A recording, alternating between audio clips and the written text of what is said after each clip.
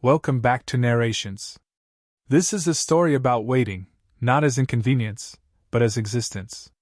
About what happens when a man is forced to live between rules, between borders, between decisions made by people who never have to live with the consequences. And it's about how dignity, when held on to long enough, can quietly transform a place designed to erase individuality. This is the story of the terminal. Viktor Navorski steps off the airplane at JFK Airport holding a small metal tin and a passport that, for a brief moment, still means something. He is tired but hopeful. Travel has always exhausted him, but this journey feels important in a way he doesn't yet fully articulate. Inside his coat pocket is an autograph book, worn, carefully protected, a relic of his father's lifelong admiration for jazz musicians. Viktor carries it the way some people carry heirlooms, not for its value, but for what it represents. He believes he has arrived. At immigration, Viktor stands patiently, smiling when smiled at, answering questions slowly in careful English. He believes in rules. He believes in systems. He believes that if you follow instructions, things eventually work out. Then the words begin to change. The officers speak faster. They leave. They return. Screens flicker with news footage Viktor doesn't understand. Papers are passed between hands. His passport is examined again, not with curiosity now, but concern. While Viktor was in the air, his country changed. Krakozia, a small Eastern European nation most people couldn't locate on a map, has fallen into political chaos. A coup. Borders closed. Recognition withdrawn. The flag Viktor knows no longer represents a legitimate government. And just like that, Viktor becomes something he has never been before. Stateless. Frank Dixon, head of airport security, explains the situation with practiced detachment. His words are technical, procedural, airtight. Viktor listens carefully, nodding, repeating phrases under his breath to understand them properly. He cannot enter the United States. He cannot return home. His passport is invalid. Viktor assumes there must be a solution. There is always a solution. But Dixon tells him there isn't, at least not one that fits inside the rules as written. Viktor is not under arrest. He is not free. He exists in a narrow space the system never expected a human being to occupy. The terminal. Dixon gestures broadly, as if offering Viktor a room. In reality, he is offering him nowhere. At first, Viktor believes this will be temporary. A matter of hours. Maybe a day. He chooses a seat near the gate and waits politely, clutching his tin, watching the endless choreography of arrivals and departures. Time stretches. The terminal does not pause for him. Families reunite. Business travelers rush. Children cry. Announcements echo endlessly, each one promising movement. None of them meant for Viktor. Hunger arrives quietly, then insistently. Viktor approaches a food stand and offers his Krakosian currency. The cashier doesn't understand. Viktor tries again, smiling, apologizing. The money means nothing here. He backs away, embarrassed, and sits down. This is Viktor's first lesson. Nothing he has is usable anymore. That night, Viktor curls up in a chair beneath fluorescent lights that never dim. He doesn't sleep much. The noise never stops. The world keeps moving around him, indifferent to the fact that his has frozen completely. Days pass. Then more. Viktor begins to observe instead of wait. He notices patterns, which guards are strict, which are tired, which ignore him entirely. He watches travelers discard food vouchers, drop coins, leave behind fragments of abundance without a second thought. Viktor collects what is left. He returns luggage carts for spare change. He studies English obsessively, learning from closed-caption television, instruction manuals, airport signage. He repeats words quietly, practicing pronunciation with the seriousness of a man relearning how to exist. Humiliation threatens him often. But Viktor has a gift most people don't recognize right away. He adapts without bitterness. Slowly, the people who work in the terminal stop seeing him as background. Gupta, a janitor with haunted eyes, recognizes something familiar in Viktor, a man trapped by one mistake, living inside the consequences long after the world has moved on. Enrique, who works food service, begins talking to Viktor because Viktor listens without judgment. Dolores, an immigration officer numbed by repetition, finds herself watching Viktor with quiet concern. Viktor never demands attention. That's why he earns it. Frank Dixon grows increasingly irritated. Viktor is not following the expected emotional script. He is not angry enough. Not desperate enough. Not broken in the ways bureaucracy understands. Dixon offers Viktor shortcuts, illegal ones. Lies that would free him. Admissions that would end the inconvenience. Viktor listens. And refuses. Not because he is stubborn. Because he is honest. Inside his tin is the reason he cannot compromise. The promise he made to his father. The idea that some things must be finished the right way, even if they take longer than expected. Weeks turn into months. The terminal becomes Viktor's home, not because it welcomes him, but because he refuses to disappear inside it. He fixes things. Helps people. Finds purpose in usefulness. He builds routines where none were intended to exist. And in the middle of all this motion, Viktor meets Amelia. She is a flight attendant, constantly in transit, her life divided into departures and arrivals she never fully inhabits.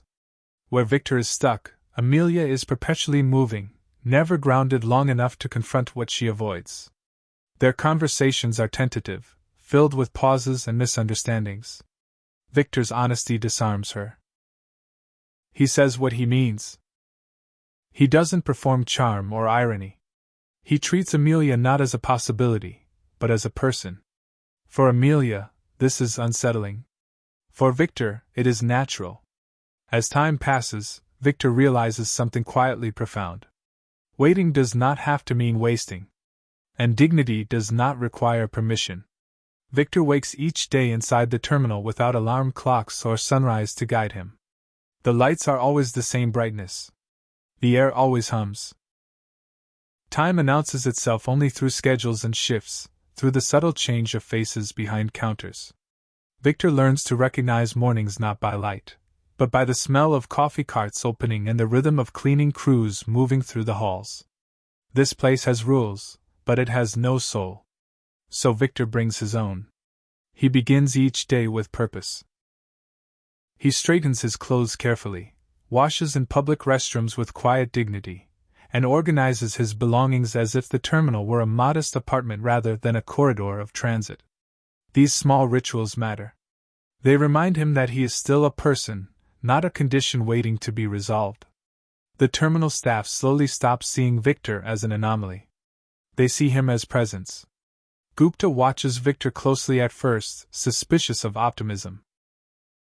Gupta knows what it means to live suspended by one bad decision, to hide in plain sight while guilt slowly reshapes your life. Viktor never asks him questions.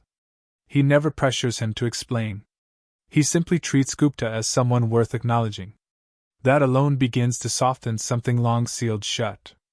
Enrique starts seeking Viktor out deliberately.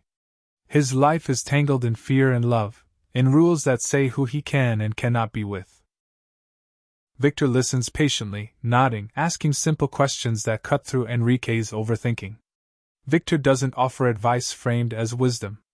He offers clarity born from living with no choices except honesty. Dolores, stationed at immigration day after day, begins to bend routines slightly around Viktor.